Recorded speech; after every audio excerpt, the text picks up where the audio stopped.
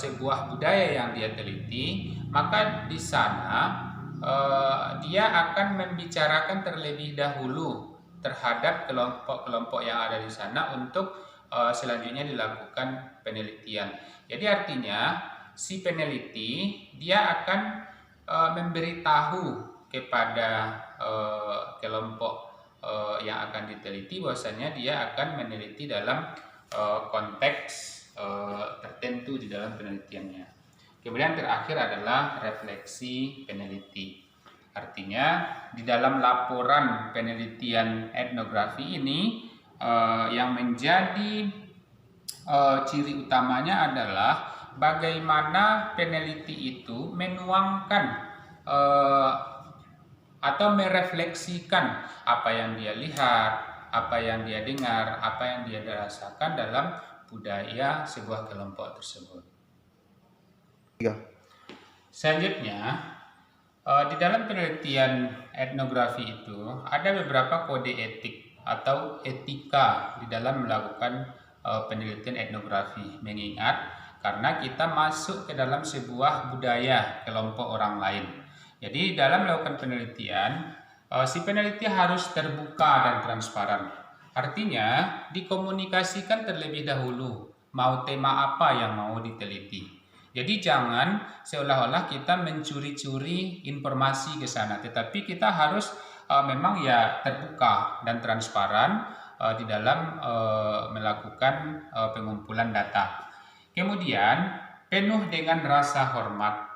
Artinya jangan saudara membawa atau menjadikan budaya saudara sendiri yang menjadi ukuran untuk melihat pola budaya perilaku yang ada di kelompok yang akan diteliti. Nah, katakanlah mereka itu bahasanya kasar dan segala macamnya. Terkadang orang pesisir menurut kita bahasanya kasar, tetapi mereka memaknai itu bukan sebuah hal yang tidak bagus, melainkan itu sebagai sebuah hal yang lumrah. Artinya si peneliti dalam hal ini harus menghormati apapun yang mereka lakukan di sana. Nah, itu kode etik yang kedua. Yang ketiga, negosiasi. Nah, itu tadi ya, semuanya harus dikomunikasikan dan harus ada persetujuan kedua belah pihak. Kemudian tanggung jawab, memberi manfaat terhadap yang diteliti. Kita meneliti di sana apa manfaatnya untuk mereka. Kalau hanya manfaatnya untuk diri kita saja, berarti itu tidak etis di dalam penelitian etnografi. Kemudian meminimalisir dampak negatif. Kalau misalnya nanti kan ada pertentangan budaya, misalnya katakanlah agama yang kita teliti, misalnya orang Tionghoa. Nah, maka kita adu dengan agama kita, banyak menurut kita yang salah di sana.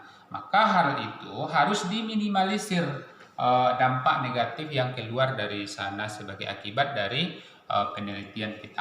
Nah, itu mengenai kode etik di dalam melakukan penelitian etnografi.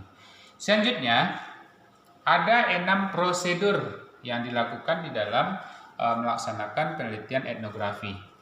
Mulai dari memilih topik, kemudian merumuskan masalah, kemudian mengumpulkan data, selanjutnya membuat catatan-catatan, dan yang kelima menganalisis data, dan yang keenam membuat laporan etnografi. Nah, ini prosedur di dalam melaksanakan penelitian etnografi. Misalnya kita di dalam di dalam berjual beli kita melihat semacam keunikan yang dilakukan oleh etnis Tionghoa di dalam berjual beli misalnya.